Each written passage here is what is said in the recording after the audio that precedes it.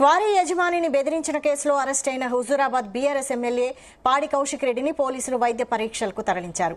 Subedari police station నుంచి వైద్య పరీక్షల నిమిత్తం అతడిని వరంగల్ ఎంజీఎం ఆసుపత్రికి తరలించారు. అనంతరం కోర్టులో ప్రవేశపెట్టనున్నారు.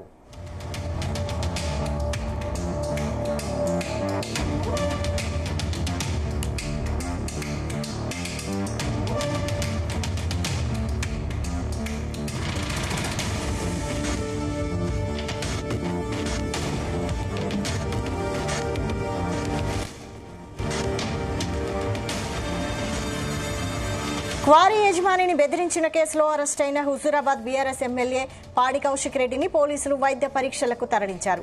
సుబేదారి పోలీస్ స్టేషన్ నుంచి వైద్య పరీక్షల నిమిత్తం అతడిని వరంగల్ ఎంజీఎం ఆసుపత్రికి తరలించారు. అనంతరం కోర్టులో ప్రవేశపెట్టనున్నారు. దీనిపై మరిన్ని డీటెయిల్స్ మా ప్రతినిధి శ్రీకాంత్ అందిస్తారు. శ్రీకాంత్, హుజూరాబాద్ ఎమ్మెల్యే పాడి కౌశిక్ రెడ్డి ఉదయం అరెస్ట్ నుంచి కోర్టులో హాజరుపరిచే వరకు ఒక హైడ్రామా నడిచిందని చెప్పొచ్చు. ఈ రోజు తెల్లవారుజామున వరంగల్ సంబంధించిన సుబేదారి పోలీసులు పాడి కౌశిక్ రెడ్డిని అయితే అరెస్ట్ చేసి సుబేదారి పోలీస్ స్టేషన్కి తరలించారు. ఎందుకంటే కమలాపూర్ లో ఉన్నటువంటి వంగపల్లి గ్రామానికి సంబంధించినటువంటి మనోజ్ అనే వ్యక్తి క్వారీ సంబంధించినటువంటి అందులో బెదిరించాడని కొన్ని ఆరోపణల నేపథ్యంలో కేసు అయితే నమోదు చేశారు. అందులో భాగంగా అరెస్ట్ చేసి అయితే స్టేషన్ కి తరలించారు. ఆ తర్వాతకి ఇక్కడ అరెస్ట్ కావడంతో బీఆర్ఎస్ పార్టీకి సంబంధించినటువంటి శ్రేణులు నాయకులు పెద్ద సంఖ్యలో ఇక్కడికైతే చేరుకోవడం జరిగింది. చేరుకున్న తర్వాత వారందరినీ కూడా ఎవరిని కూడా అనుమతించకపోవడం, అందరినీ అడ్డుకునే ప్రయత్నం చేశారు. ఆ తర్వాతకి బీఆర్ఎస్ పార్టీకి సంబంధించినటువంటి నాయకులు ఉన్నటువంటి మాజీ మంత్రి ఎర్రబెల్లి దయాకర్రావుతో పాటు స్థానికంగా ఉన్నటువంటి మాజీ ఎమ్మెల్యే వినయ్ భాస్కర్, అదేవిధంగా శంకర్ నాయక్, చెల్లధర్మారెడ్డి వీరంతా కూడా పాడి కౌశిక్ రెడ్డిని అయితే కలిసి మాట్లాడడం జరిగింది. ఆ తర్వాతకి అక్కడ ఉన్నటువంటి అందులో ఉన్నటువంటి పలు సెక్షన్లు అదేవిధంగా ఆ అరెస్ట్ కు సంబంధించిన విషయాలను కూడా అడిగి తెలుసుకోవడం జరిగింది. అందులో ప్రధానంగా 3 సెక్షన్లు అయితే అందులో పెట్టారు. అందులో 308/2 అదేవిధంగా 308/4 అదేవిధంగా 365 ఈ 3 సెక్షన్లకు సంబంధించి పోలీసులు అయితే వివరణ అడిగారు. అడిగిన క్రమంలో పై అధికారులను కూడా కలిసేందుకైతే ఉన్నత అధికారులు కూడా కలిసేందుకు ఏసీపీ నుంచి అదేవిధంగా సిపిని కూడా కలవడం జరిగింది. కలిసిన క్రమంలో ఆ సెక్షన్లు కూడా తగ్గించే ప్రయత్నం చేయాలంటూ కూడా మాట్లాడడం జరిగింది. అయినా కూడా పోలీసులు అయితే వెనక్కి తగ్గలేదు. ఆ తర్వాతకి ఉన్నటువంటి పాడి కౌశిక్ రెడ్డి మాత్రం ఉన్నటువంటి వరంగల్ ఉన్నటువంటి ఎంజిఎం ఆసుపత్రికి తరలించే సమయంలో కూడా బీఆర్ఎస్ పార్టీకి సంబంధించిన శ్రేణులు పెద్ద సంఖ్యలో అక్కడికైతే రావడం జరిగింది. అడ్డుకునే ప్రయత్నాలు చేశారు. అందులో ప్రధానంగా 2 బృందాలుగా ఉన్నటువంటి విడిపోయినటువంటి బీఆర్ఎస్ పార్టీ శ్రేణులు ముందుగా ఒక దిష్టి బొమ్మ దగ్ధం చేసేందుకు అక్కడికి వచ్చారు. వచ్చిన క్రమంలో పోలీసులు వారిని నిర్వహించి వారందరినీ కూడా అరెస్ట్ చేసి మడికొండ పోలీస్ స్టేషన్ కి తరలించారు.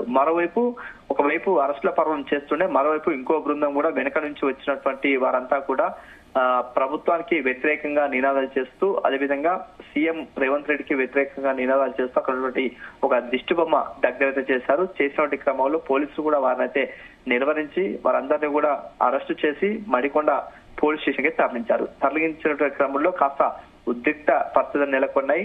ఆ తర్వాతకి పోలీసులకు అదేవిధంగా బీఆర్ఎస్ పార్టీ శ్రేణులకు మాత్రం కాస్త తోపులాట జరిగింది. ఆ తర్వాతకి వాగ్వాదం చోటు చేసుకుంది. ఈ క్రమంలో పాడి కౌశిక్ రెడ్డిని మాత్రం అందరినీ తప్పించి వరంగల్ ఉన్నటువంటి ఎంజిఎం ఆసుపత్రికి తరలించారు. తరలించిన తర్వాత అక్కడ పాడి కౌశిక్ రెడ్డి ఈ ఆసుపత్రి లోపలికి వెళ్తూ మాత్రం ఇక్కడ రేవంత్ సర్కార్ సర్కార్ అంటూ నినాదాలు చేస్తూ కౌశిక్ రెడ్డి మాత్రం హాస్పిటల్లోకి వెళ్ళాడు. వెళ్ళిన క్రమంలో వైద్యులు అయితే అతన్ని పూర్తి స్థాయిలో వైద్య పరీక్షలు అయితే నిర్వహించారు.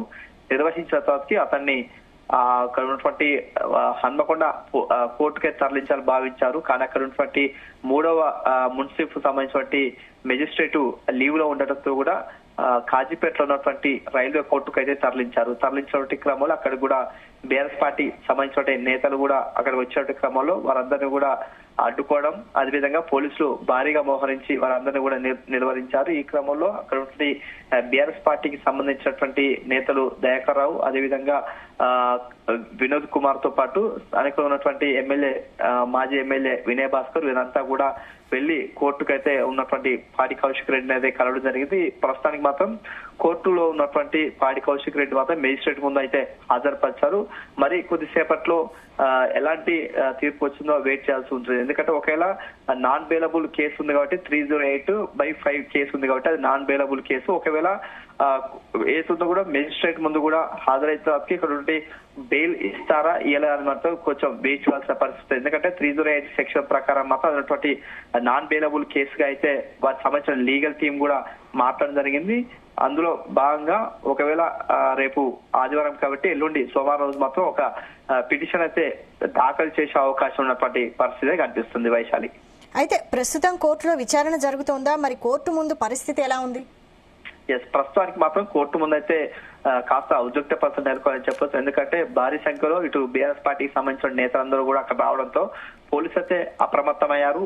ఈ రోజు ఉదయం నుంచి జరిగినటువంటి పరిణామాలు దృష్టిలో పెట్టుకున్నటువంటి పోలీసులు భారీగా అయితే మోహరించి అక్కడ ఉన్నటువంటి బారికేడ్స్ అయితే ఏర్పాటు చేశారు. ప్రస్తుతానికి కౌశిక్ రెడ్డితో పాటు వారికి సంబంధించినటువంటి కొద్ది మంది నాయకులతో పాటు అదేవిధంగా లీగల్ టీం కూడా అందులోకి వెళ్ళడం జరిగింది. ప్రస్తుతానికి మాత్రం జడ్జి ముందు అయితే విచారణ అయితే కొనసాగుతుంది కాబట్టి మరి కొద్ది సేపట్లో మాత్రం పూర్తి సంబంధించిన వివరాలు అయితే వచ్చే అవకాశం అయితే ఉంది. Right, thank you Srikanth.